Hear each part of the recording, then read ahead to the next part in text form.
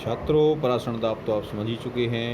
अब हम तनु विलयनों के लिए बांड-ठाप समीकरण की बात करेंगे। यहाँ पे हम विलयन के परासरण दाब को पाई से दर्शाते हैं, विलयन के मूलर सांद्रण को सी से दर्शाते हैं और परम ताप को टी से दर्शाते हैं। प्रयोगों द्वारा ये ज्ञात हुआ है कि विलयन का परासरण दाब विलयन के मूलर सांद्रण एवं उसके परम ताप के समानुपाती होता है। इसको गणितीय रूप में इस तरह से लिख सकते हैं अपन, पाई समानुपाती सी और पाई समानुपाती टी। अब इन दोनों को संयुक्त करेंगे तो क्या हो जाएगा, पाई समानुपाती सी गुणे टी। अब इसको बराबर करना है तो नियतांक से गुणा कर देंगे तो पाई बराबर आर सी टी। यहाँ पे आर को हम विलयन नियतांक कहते हैं और इसका संख्यात्मक मान बिल्कुल सावित्रिक गैस नियतांक आर के बराबर होता है। आर का मान तो जानते ही होंगे आप, 0.0821 लीटर वायुमंडलीय प्रति केल्विन प्रति मोल होता है।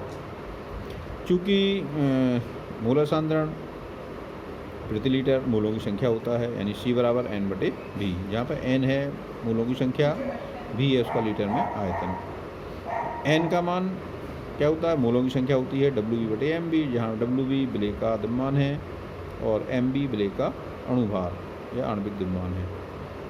B सफिक्स आपको पता ही है विलेय के लिए होता है, A सफिक्स का उपयोग विलायक के लिए होता है। अब हम C की जो C की वैल्यू N/V को पाई बराबर आर सी टी में प्रतिस्थापित करेंगे। C की जगह पे N/V, तो जो हो जाएगा पाई बराबर N/V इंटू आर टी। अब V को हम पक्षांतरित कर देंगे तो ये गुणा में आ जाएगा, तो पाई V बराबर NRT। इसी को हम बांड-ठाप समीकरण कहते हैं। ठीक है, अब हम इसका एक अनुप्रयोग देखते हैं। परासरण दाब से हम विलेय के अणुभार की गणना किस तरह करते हैं। विलेय के अणुभार की गणना करना, क्योंकि परासरण दाब एक अणुसंख्यक गुणधर्म है, इसलिए हम इसकी सहायता से इसका अणुभार निकाल सकते हैं। यहाँ पे हम N की जगह पे W/MV रखेंगे तो पाई बराबर N के स्थान पे हम WV/MV प्रतिस्थापित कर दें तो जी RT, और V नीचे है तो नीचे आ जाएगा। अब हमें विलेय का अणुद्रव्यमान है, इसको ज्ञात करना है तो उसको हम बाएं पक्ष में ले आएंगे, तो MV और चूँकि परासरण दाब पाई है उसको हम दाएं पक्ष में ले जाएंगे तो ये भाग में आ जाएगा। MV बराबर WV/R/T/पाई V। यहाँ पर विशेष ध्यान देने की बात है, ये अन्य अणुसंख्यक गुणधर्मों जैसे हिमांक में अवनमन, क्वथनांक में उन्नयन या वाष्पदाब में अवनमन, इनकी तुलना में परासरण दाब ज्ञात करना आसान होता है और गणना भी आसान होती है। इनमें यह परासरण दाब विधि में मूलरता का उपयोग होता है, जबकि अन्य विधियों में मूललता का उपयोग होता है। अन्य विधियों की तुलना में इसका परिमाण अधिक होता है, क्योंकि अन्य में उन्नयन अवनमन होता है तो परिवर्तन कम होता है, लेकिन इसमें पूरा मान लिया जाता है, इसलिए इसका परिमाण अधिक होता है, इसलिए गणना इसकी आसान रहती है। और तीसरा फ़ायदा ये है कि इसका मापन कमरे के ताप पर ही किया जाता है, इसलिए इस प्रयोग करने के लिए सरल है। और इसका उपयोग प्रोटीन जैसे जैव अणु का मूलर द्रव्यमान ज्ञात करने में करते हैं, जो कि उच्च ताप पर नष्ट हो जाते हैं, तो हम सामान्य ताप पर ही निकाल लेते हैं। अब हम बात करेंगे परासरण की 3 स्थितियाँ। आपने आरओ का नाम सुना होगा, जो पानी को शुद्ध करने के लिए लगा है, आप लोगों के घर में भी लगे होंगे। आरओ का मतलब होता है रिवर्स ऑस्मोसिस, यानी विपरीत परासरण। यह परासरण की विपरीत क्रिया है और ये तब होती है जब हम विलयन की तरफ अधिक दबाव लगा दें। उस यांत्रिक दाब के कारण परासरण की विपरीत अभिक्रिया होती है, अधिक सांद्रता से विलायक के कण कम सांद्रता की ओर गमन करते हैं, इसे हम विपरीत परासरण कहते हैं। इसके लिए हम देखें, ये 3 स्थितियाँ बनती हैं। अगर हम पी एक्सटर्नल यानी PEX बाह्य दाब माने और पाई माने परासरण दाब, तो यदि बाह्य दाब परासरण दाब से कम है तो परासरण की क्रिया होगी, यानी विलायक के कण कम सांद्रता से अधिक सांद्रता की ओर गमन करेंगे। और यदि पी एक्सटर्नल यानी बाह्य दाब परासरण दाब के बराबर है तो ना तो परासरण होगा और ना ही विपरीत परासरण होगा, साम्य रहेगा, कोई कण इधर से उधर नहीं जाएगा। तीसरी स्थिति अब बनती है जब पी एक्सटर्नल यानी बाह्य दाब परासरण दाब से अधिक हो जाए। ऐसी स्थिति में विलायक के कण अधिक सांद्रता से कम सांद्रता की ओर गति करेंगे, इसी को हम विपरीत परासरण कहते हैं। जल शुद्धिकरण में इसी का प्रयोग होता है। समुद्री जल के लवणीकरण में भी इसका उपयोग किया जाता है। तो ये हो गया परासरण दाब का विपरीत क्रिया, विपरीत परासरण या प्रतिलोम परासरण। आप जानते ही हैं कि समुद्र का जल खारा होता है, इसको पीने योग्य बनाने के लिए इसी प्रोसेस का उपयोग किया जाता है। औद्योगिक अपशिष्टों का जो प्रदूषण है उसमें कमी लाने के लिए भी इस प्रक्रिया का उपयोग किया जाता है। एंजाइम का निर्माण और शोधन भी किया जाता है इससे।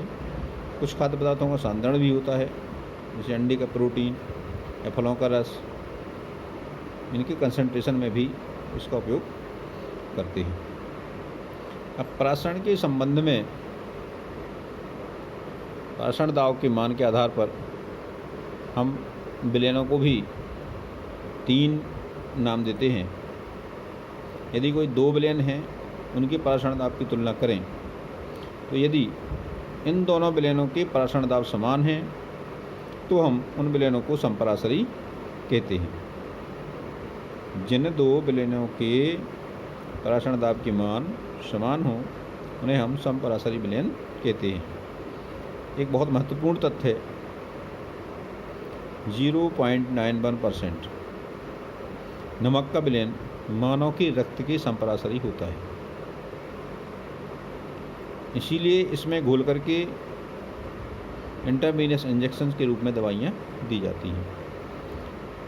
क्योंकि ये समपरासरी है, इसलिए ये आराम से रक्त कोशिकाओं के सभी भागों में पहुंच जाती हैं और इनमें कोई परासरण की क्रिया नहीं होती है। दूसरा, यदि कोई विलयन दूसरे विलयन की तुलना में अधिक परासरण दाब वाला होता है, यानी पहले विलयन का परासरण दाब अधिक है, तो वह विलयन अतिपरासरी विलयन कहलाएगा। यानी जिस विलयन का परासरण दाब अधिक है वो अतिपरासरी विलयन कहलाएगा। उदाहरण के तौर पर फिर ही लें, कोशिका को यदि 0.91% से अधिक सांद्रता वाले नमक के विलयन में रखते हैं तो कोशिका का जल बाहर आ जाता है और कोशिका सिकुड़ जाती है। इसको हम जीव द्रव्य कुंचन या प्लाज्मोलिसिस भी कहते हैं। तीसरा है, जिस विलयन का परासरण दाब दूसरे विलयन के परासरण दाब से कम होता है उसको हम अल्प परासरी विलयन या हाइपोटोनिक सॉल्यूशन कहते हैं। इसका मतलब है परासरण दाब तुलनात्मक जिससे तुलना कर रहे हैं उससे कम है। इसके लिए भी उदाहरण ले सकते हैं अपन, वही कोशिका में जब 0.9% से कम सांद्रता वाला नमक का विलयन लेते हैं, उस विलयन में रखते हैं, तो वह कोशिका फूल जाती है। मतलब विलयन से जल के कण कोशिका के अंदर पहुंच जाते हैं। इसको हम हीमोलिसिस क्रिया कहते हैं। और एक एग्जाम्पल और देख लें, अधिक नमक युक्त भोजन करने वाले लोगों में उनके ऊतक और अंतःकोशिकीय स्थानों में जल धारण महसूस होता है, यानी उन्हें सूजन आ जाती है। सूजन या शोफ कहलाता है, एडेमा एक बीमारी है। ये क्यों होता है? क्योंकि जब अधिक नमकीन भोजन करते हैं तो उसका जो विलयन बनेगा वो अल्पपरासरी बनेगा, वो कोशिकाओं में से जल सीरम में आ जाएगा, इससे वहाँ पे ऊतकों में जल धारण महसूस होगा।